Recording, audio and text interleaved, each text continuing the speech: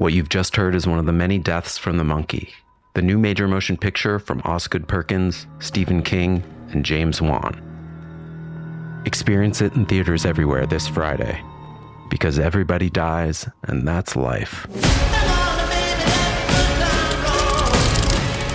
Let's have some fun. What is Dax, are you? Tracking all our cars on Carvana Value Tracker on all our devices? Yes, Kristen, yes I am. Well, I've been looking for my phone for... In Dax's domain, we see all. So we always know what our cars are worth. All of them? All of them. Value surge, trucks up 3.9%. That's a great offer. I know. Sell? Sell. Track your car's value with Carvana Value Tracker today.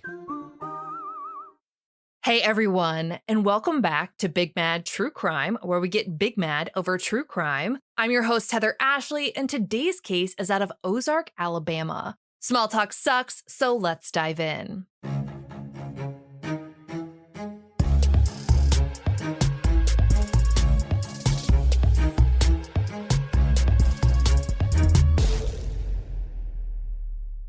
In April of 2018, Joseph D'Angelo was arrested after authorities used genetic genealogy to identify him as the Golden State Killer. That one single arrest gave police departments around the country the idea to also use genetic genealogy to solve their own cold cases. One of those departments was the Ozark Police. In early 2019, they hired Paraben Labs, an incredible facility in Reston, Virginia, to help them solve their most infamous cold case, the murders of 17-year-old friends J.B. Beasley and Tracie Hawlett.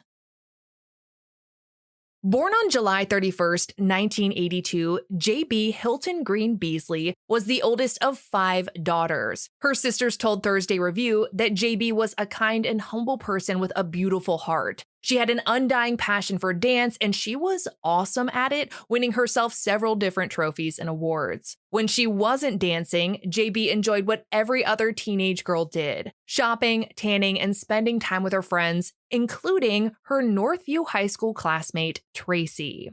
Tracie Jean Hawlett was born on March 3, 1982. Her father, Bob, was a well-known police officer in the community who tragically drowned in a lake when Tracie was just 4 years old. Following his death, Tracie became like an adopted daughter to the police chief who watched over her to make sure she was okay. Tracie's mom, Carol, later remarried a man named Mike, and together they had 2 sons. Tracie, who was described as being vibrant, took her job as big sister very seriously. When she was in high school, she'd set aside time every day to spend with her little brothers. They loved going on car rides together with the top down and the music blasting. Towards the end of July 1999, JB and Tracie were preparing to start their senior year at Northview High. But before that could happen, they had one last big summer plan: celebrate JB's 17th birthday, which was on Saturday, July 31st. The 2 friends decided to go to a field party together and then have a sleepover at Tracie's house. At around 10 p.m. on the 31st, the girls left Tracie's house in JB's car, a black Mazda 929, and headed to the field party, which was about 20 miles northeast in Headland. But JB and Tracie never made it to the party because they got lost along the way. This was in a time of maps, not GPS, and we do not miss those times. All JB and Tracie had to guide them that night were confusing handwritten directions to a random field in a small town. Already feeling very much like a nope and terrifying as a mom hearing this. The girls ended up around 23 miles northwest in Ozark, a small town of around 15,000 people. At around 11:30 p.m., JB and Tracie stopped at the Big Little gas station in Ozark to ask for directions home and to use the payphone to call Tracie's mom, Carol. Tracie's curfew was at 11:30 and she was obviously going to be late, so she wanted to let her mom know. Not long after they pulled into that parking lot, a car with 2 women pulled in and parked. JB approached the women and asked for directions, which they happily gave. Once she had the directions, JB went back to Tracie and together they called Carol from the payphone. During the call, Tracie explained to Carol that they had gotten lost, but had managed to get directions from 2 ladies. Tracie said they'd be home soon, then asked if they could stop by and say hey to some friends on their way. Since Tracie's curfew had already come and gone at that point, Carol agreed but told them to only stay for 5 or so minutes and come home immediately afterward. Tracie said okay and hung up the phone. Carol expected the girls to be home within an hour, so when they weren't back by 12:30 on what was now August 1st, she started to get concerned. As more hours passed with no sign of JB or Tracie, Carol knew something was wrong. At around 5:30 a.m., Carol called the local hospital to see if the girls were there, but they weren't, so Tracie's stepfather Mike went out looking for them. He searched parking lots and side roads, hoping to see JB's car, but he didn't see it anywhere. When Mike came back home with no news, Carol called the police and reported the girls missing. At around 9 a.m., an Ozark police officer out doing regular patrols found a black Mazda 929 parked on Herring Avenue, which WTVY described as being a seldom traveled and narrow road around half a mile from Big Little Store. And seldom traveled and narrow doesn't even begin to cut it when it comes down to the desolation of this road. I can't think of a single reason any teenager would want to hang out on this road in the middle of nothing. There's nothing but fields and a few houses, a trick-or-treating nightmare, if you will. And if JB's car was there, the girls hadn't gotten far at all after hanging up that payphone, and for who knows why. Not knowing the car was actually JB's, the officer left without searching it further. Around an hour and a half later, he found out that the car was connected to the disappearance, so he headed back and asked additional officers to meet him there. The car door was locked and officers needed more information, so they busted a window to get in. WDHN reported that at first, there didn't appear to be any signs of foul play. On the floor of the passenger side was a purse with cash and credit cards still inside, so robbery was out. In between the seats, the officers found JB's identification, and the only thing that appeared to be missing at all were the car's keys. The only thing left to search of the car was the trunk, but without the keys, officers couldn't get in. They brought in metal detectors to try and find the keys, but had no luck. After a few hours, officers figured out a way to open the trunk with a release lever. This seems like an obvious go-to at this point, but I looked up the car and even Google didn't seem to know where the trunk release was. All that was left at this point was to open it, and when they did, officers found JB and Tracie lying next to each other. They had each been shot once in the head. It was an outcome they had feared, but no one was actually expecting.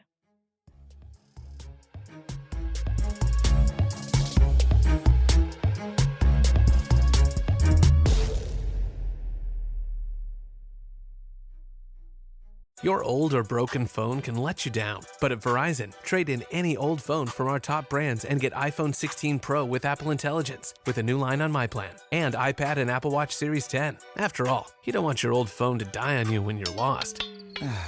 Perfect. Or for your broken phone to glitch at the worst possible time. Hey, can I get your number? Oh. Trade in your old phone for a brand new iPhone 16 Pro, iPad, and Apple Watch. Visit Verizon.com today. Additional terms apply. Service plan required for Apple Watch and iPad.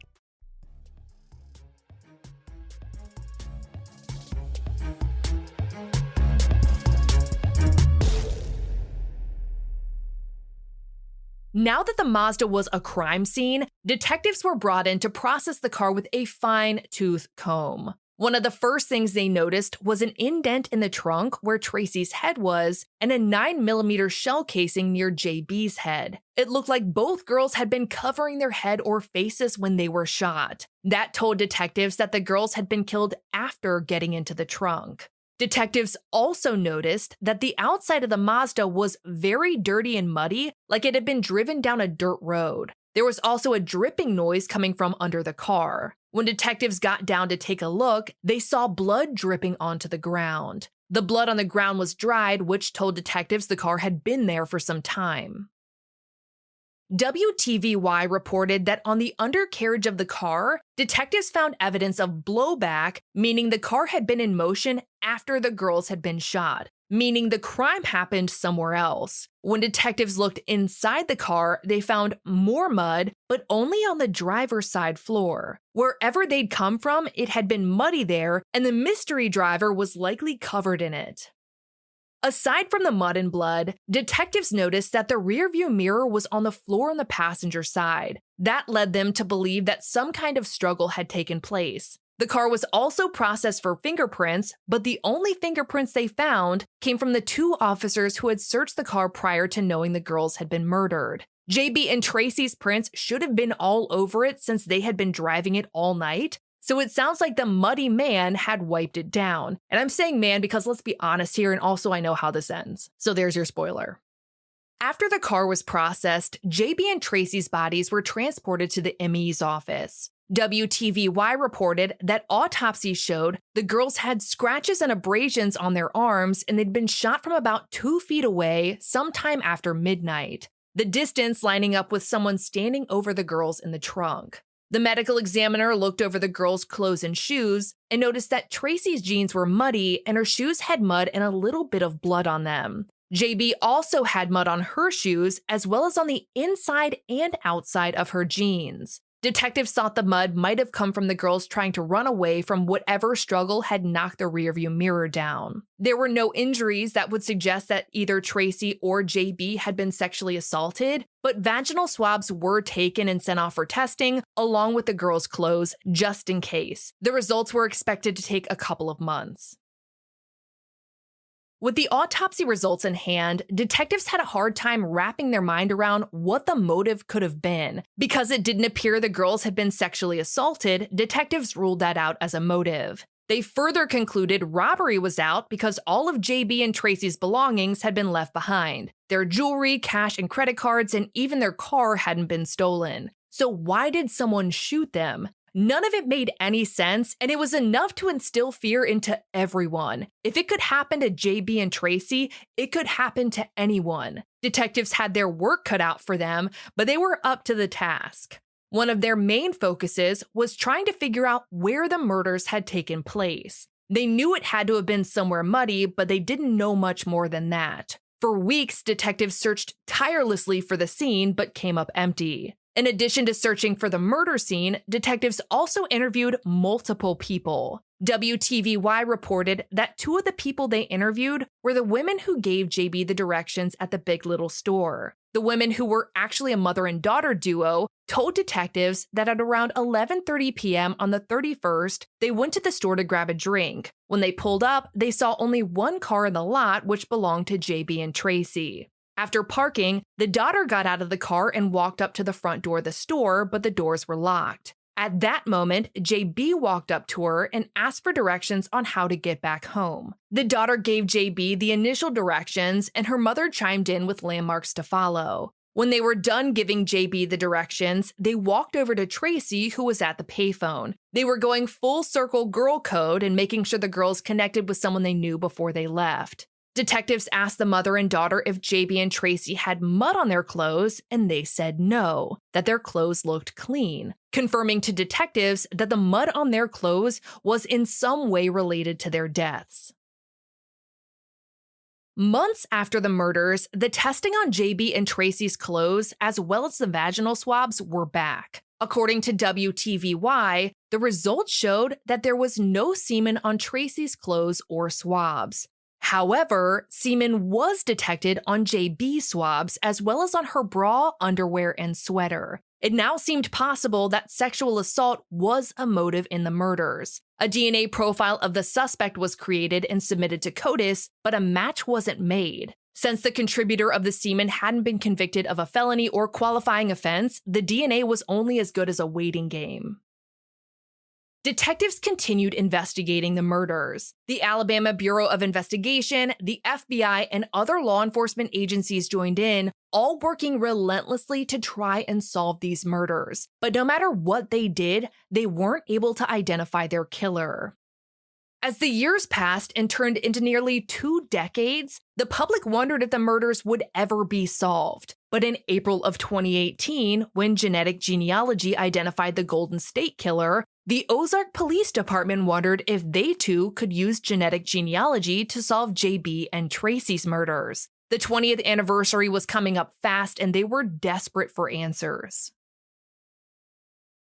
In January of 2019, the OPD hired Paraben Labs to help them identify the killer. It didn't take Paraben long to take the suspect's DNA and narrow down the results to just 5 people. When the Ozark chief of police saw the list, he recognized one of the names, Coley Lewis McCraney. The chief and Coley had actually gone to high school together. Coley graduated in 1992 and had been 20 years old at the time of the murders. He had never been considered a suspect, and he didn't have a felony record, which would explain why his DNA wasn't in CODIS. Before the month of January was over, the chief contacted Coley and asked if he'd give his DNA to help follow a lead that he had been given.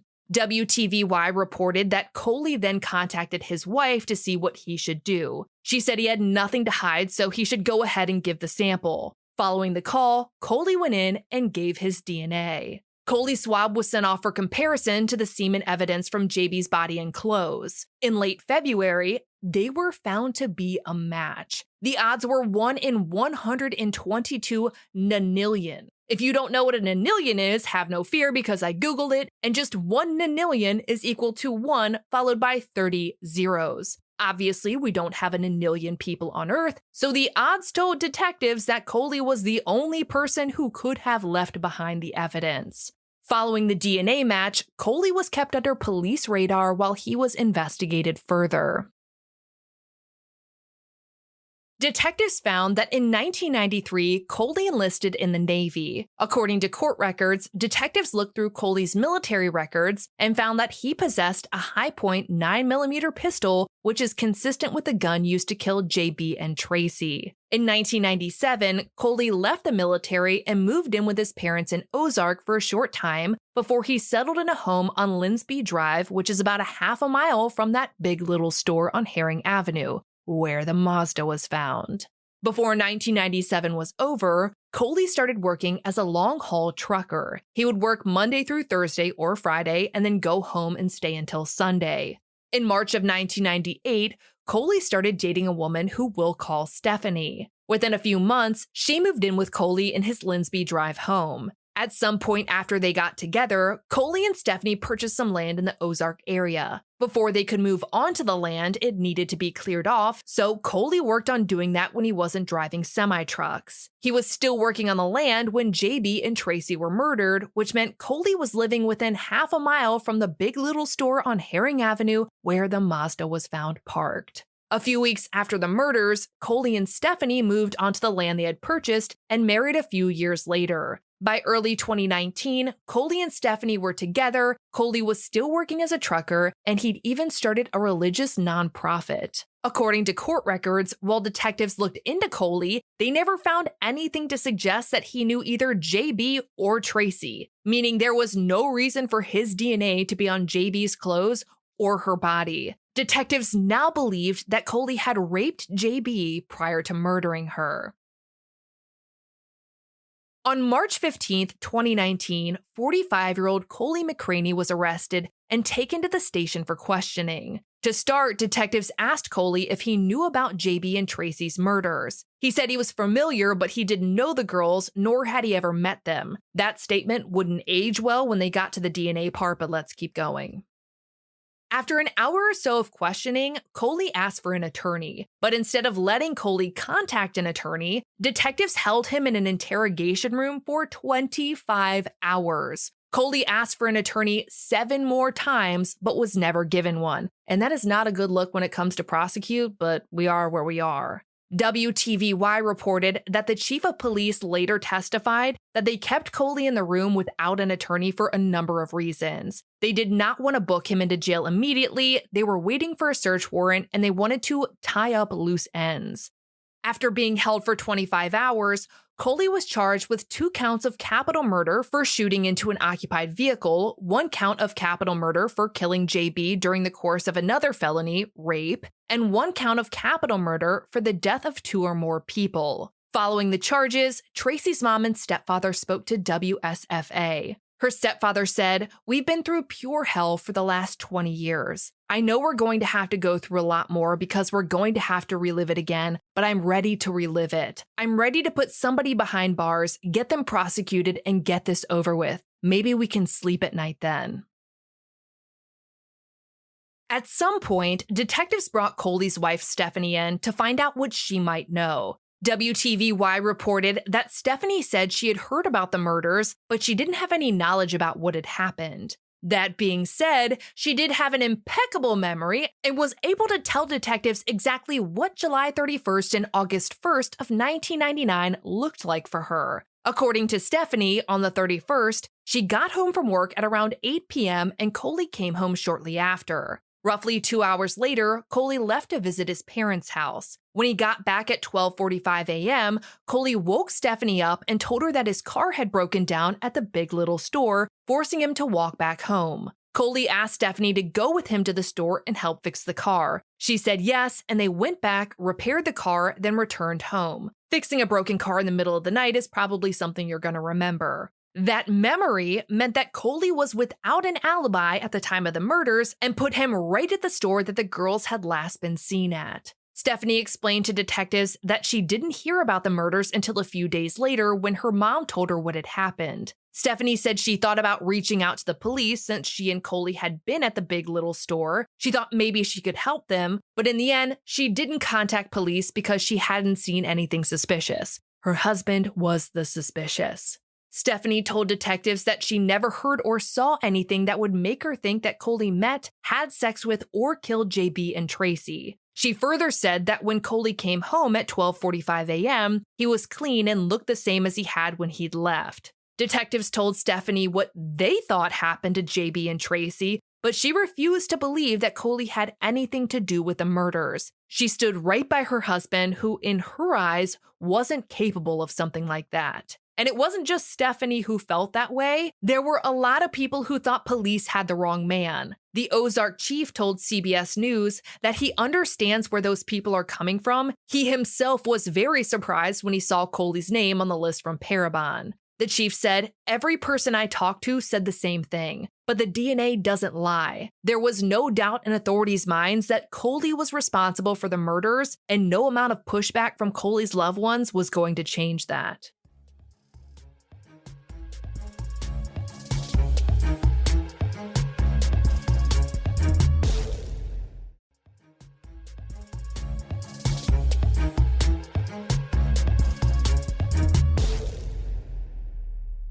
Coley's defense had to prepare for trial, and they took the some other dude did it approach, coming up with two alternate suspects to present to the jury. A man that had been arrested but not charged for the murders back in September of 1999, and a former OPD officer who was publicly accused of the murders. It had clearly been one hell of a ride over those 20 years, so let's dig into both for a minute. Starting with a man who had been arrested but not charged. We'll call him Greg. The Associated Press reported that within weeks of the murders, Greg was interviewed by detectives for a little under 5 hours. How he wound up in the station in the first place is up for debate. He said he went to detectives with information, while detectives claimed Greg's wife said they should speak to him. I suppose she is his keeper in the situation, but I do not know. Either way, we do know that during Greg's 5-hour interview, he gave a few too many stories about what he'd been doing on the night of the murders. In his final story, he claimed to have seen a neighbor kill the girls. Detectives were extremely suspicious of Greg's Rolodex of stories, despite not having a motive, murder weapon, or any physical evidence. So they arrested him. Greg was held in custody until his case could go before the grand jury, which wasn't going to happen for a few months. While Greg was behind bars, he claimed to have been lying about everything and said he had done it to get the reward money, which was tens of thousands of dollars at the time. Detectives ignored Greg's change of heart and continued investigating him, testing his DNA against the semen evidence. We obviously know that didn't come back as a match, but even still, Greg was kept in custody. Months later, prosecutors finally presented their evidence against Greg to a grand jury, and you'll be less than shocked to learn that they declined to indict him and he was released. He was never charged with anything in relation to JB and Tracie's murders and later passed away. Coley's defense told the judge that they wanted to argue at trial that it was possible Greg was responsible for the murders. WTVY reported that the prosecution told the judge there was no evidence even remotely suggesting Greg could be responsible. In the end, the judge sided with the prosecution and did not allow the defense to bring up Greg during the trial. And I really wanted to include this little tidbit in this episode because we don't get to talk a lot about defense strategies. The some other dude did it defense isn't an uncommon one, but it's not as simple as it gets portrayed. If you're gonna go that route, you have to have some other specific dude in mind. You can't just argue that some other dude did it, but not present that dude. In this case, the defense was hoping Greg could be their dude, but the judge decided he would not be. The defense still had one other alternate suspect up their sleeve, that former OPD officer who had been publicly accused. And this part is going to be wilder than a heron trying to lay an Easter egg, but stick with me. Law and Crime reported that in 2015, a blogger wrote a post alleging that a former Ozark auxiliary officer knew what happened to JB and Tracie. According to the ex-employee, the teenagers had been killed by an OPD police officer. She claims she knew this information because the officer confessed to her when he was heavily intoxicated. She also claimed that when the Ozark Police Department figured out that the officer was involved in the murders, they shielded him in order to protect their own. In the blog, the owner alleged that the reason why the officer supposedly killed JB and Tracie and tried to cover it up was because the girls had some cassette tapes that showed the local cops were involved in the drug trade around the area. After the blog went live, the former officer accused of the murders was not happy. He filed a defamation lawsuit against John, however, that was later dropped. The former auxiliary officer got into her own little bout of hot water too. ABC News reported that in 2016, she was convicted on a misdemeanor charge of harassing one of JB's sisters. Despite that conviction, she kept on telling people that the OPD officer was the killer. Coley's defense wanted to call the ex-employee as a witness at trial, so she was asked to testify at an evidentiary hearing where the judge would decide what testimony to allow. When the defense put her on the stand and asked about the OPD police officer story that she'd been peddling for the last 2 decades, she said it had all been a lie. The defense was floored in that moment. They were in no way expecting her to recant, and now they had a total of 0 alternate suspects to point the jury toward. On April 19, 2023, opening statements began in Coley McCraney's trial. The prosecution walked the jury through what we already knew about the night of July 1st, 1999, that JB and Tracie had gotten lost while driving to a party, so they stopped at the Big Little store in Ozark where they asked the 2 women for directions. Then they used a payphone to call Tracie's mom.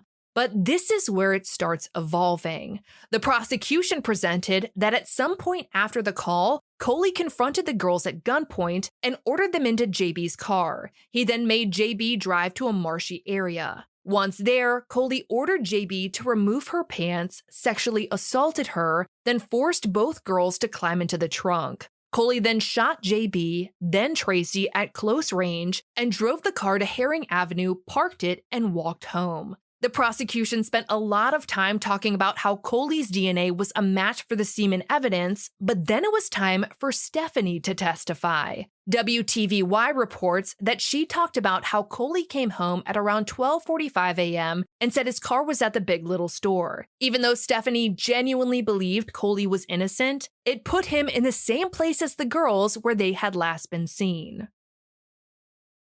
The defense told the jury that there was no evidence to prove Coley was the killer. The only evidence the prosecution had was the semen, but that it had come from consensual sex, not rape. And I fucking hate that defense every time I hear it. According to WDHN, the defense said that after Coley was arrested in 2019, he was interrogated by the police. The defense described the interrogation as something you would see from the Gestapo, a secret police force known for brutality in Nazi-occupied Germany. That escalated so quickly.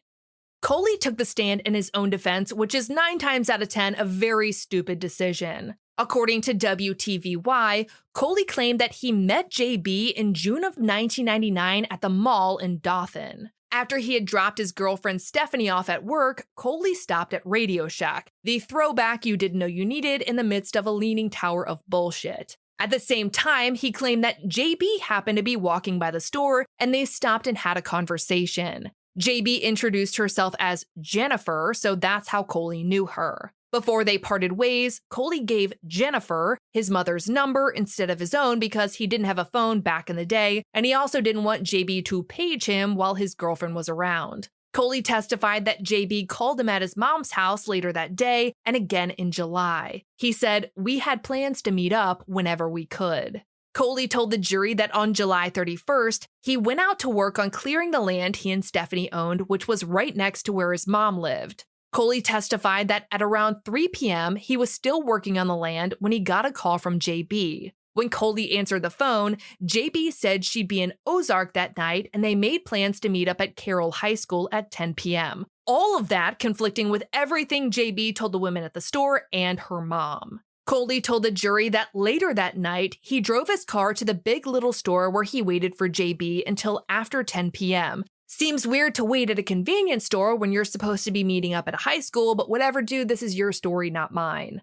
Coley said that because JB didn't show up, he went back to his mom's house since it was the only contact number JB had, but she never called, so Coley spent some time visiting with his family before leaving at around 11:45 p.m. On his way home, Coley's alternator started acting up, so he coasted his car into the Big Little parking lot. Coley testified that after parking, he noticed JB was actually there using the payphone at the store. He went up to the payphone and talked to both of the girls. JB explained that she was running late, and Coley told her that he knew a shortcut that could get them back to the main road towards Stoughton. He then asked if they could drop him off at home before going on their way. The girls said yes, and he got on the back passenger side of the Mazda. Coley told the jury that during the drive, he made small talk. He said Tracie was kind of in her own world, so he only talked to JB. About 8 or so minutes after they left Big Little, they were about to drive past the truck stop where Coley parked his work truck when he wasn't on the road. Coley suggested they stop there so he could show JB his truck. She pulled over and got out with Coley while Tracie stayed in the car. According to WTVY, Coley testified that they got in the front seat and then one thing led to another and they ended up having sex in the bed. Coley said that after they had sex, they only talked for a few minutes before JB said she was in a hurry to meet someone. They got back into the Mazda so JB could give Coley that ride home. As they got closer to his house, Coley asked JB to drop him off on nearby Broad Street so Stephanie wouldn't see them. Coley told the jury that the girls dropped him off at around 12:30 a.m. and he walked home from there. Once he was home, Coley asked Stephanie to help him jump the car, which was back at the Big Little. Coley testified that they jumped the car and got back home at around 1 a.m. and didn't leave the house again that night.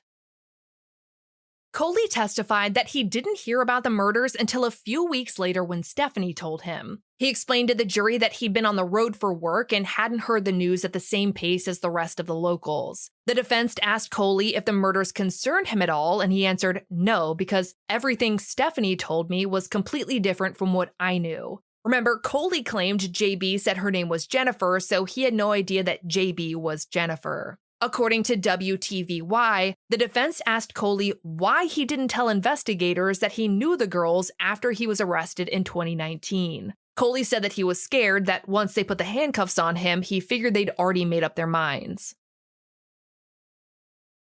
During cross-examination, the prosecution poked a million tiny holes in Coley's testimony. For example, they pointed out how many coincidences there were in Coley's story. Coley just so happened to be near his mom's house when JB called on the 31st to make plans to meet up. Then, after JB didn't show up, Coley's car magically broke down right in front of the Big Little store where JB and Tracie just so happened to be. Later during closing, the prosecution refuted Coley's story as a whole, stating the obvious, that none of it made any sense. For example, why would the girls let Coley show them a shortcut just to take him home, then go back to the shortcut when they were in such a hurry? The prosecution again questioned why Coley told detectives he had never met JB or Tracie. Why had he waited until his trial to say he actually did know them?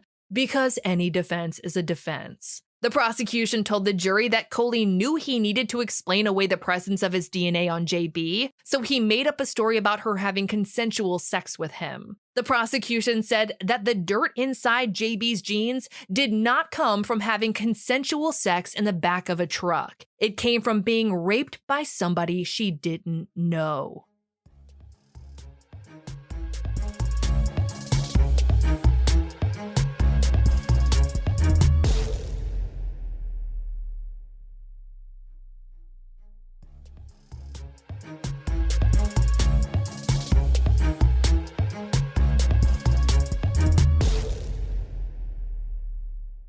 On April 26th, after a day of deliberations, the jury found Coley guilty on all counts. Now all that was left was to determine if Coley should be sentenced to life or death.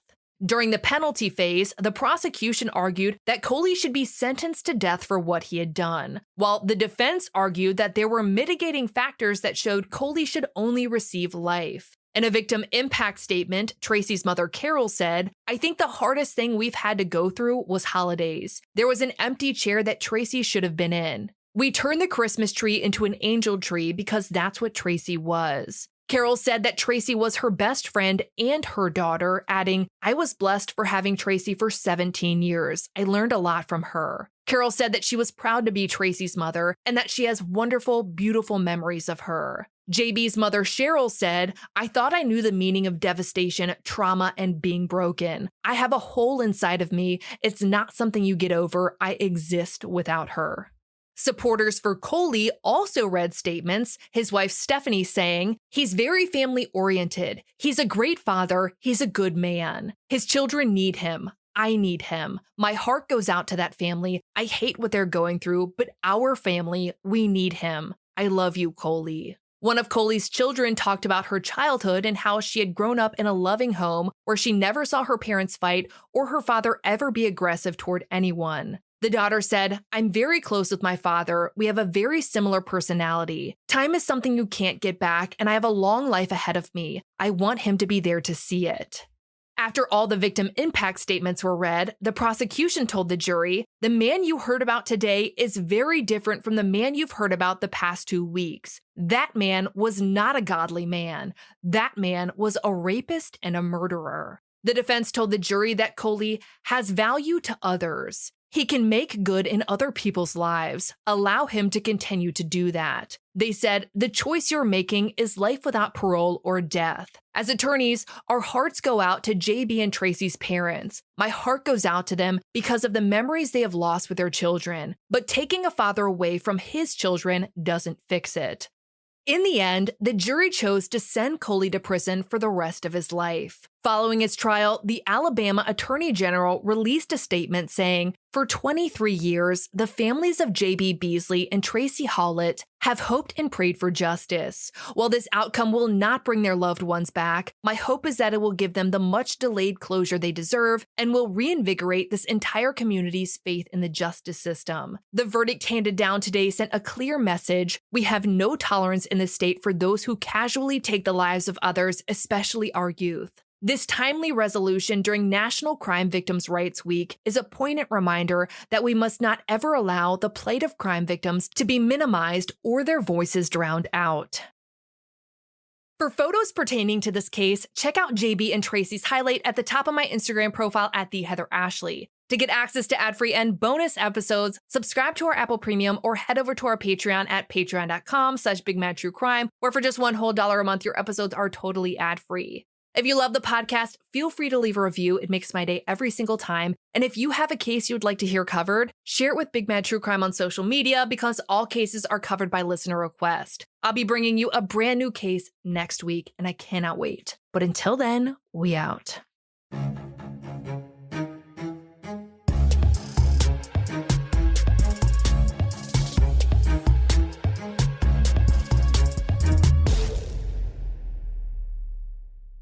We are officially at the end of this episode where it is time to read a review that made my entire day because you guys are the best and I want to thank you personally. This one is from Joy6876 and says, "Heather, I am 1000% convinced we'd be friends." Besties, ma'am. "I love the way you tell a story. Your obvious compassion for the victims and disdain for the criminals is what keeps me tuning in week after week. I find myself laughing out loud in agreement at your one-liners. BMTC is 10 out of 10 for me. Thanks for everything you do." Joy6876, thank you for everything you do. Thank you for being nice for absolutely no reason. It made my day. I love you. This is the energy we need in this world. I will pay it forward. I promise you. You guys are the best. And I'll talk to you later. Okay, bye. Master of horror Stephen King raves about the monkey. You've never seen anything like it. It's insane. The monkey that likes killing our family, it's back. Critics are calling it the most fun horror movie in years. It's a bloody, bloody, bloody fun time. Dad, I'm scared. I know. From producer James Wan and Longlegs writer-director Osgood Perkins comes the horror movie event of the year, The Monkey. Rated R. Now playing in theaters.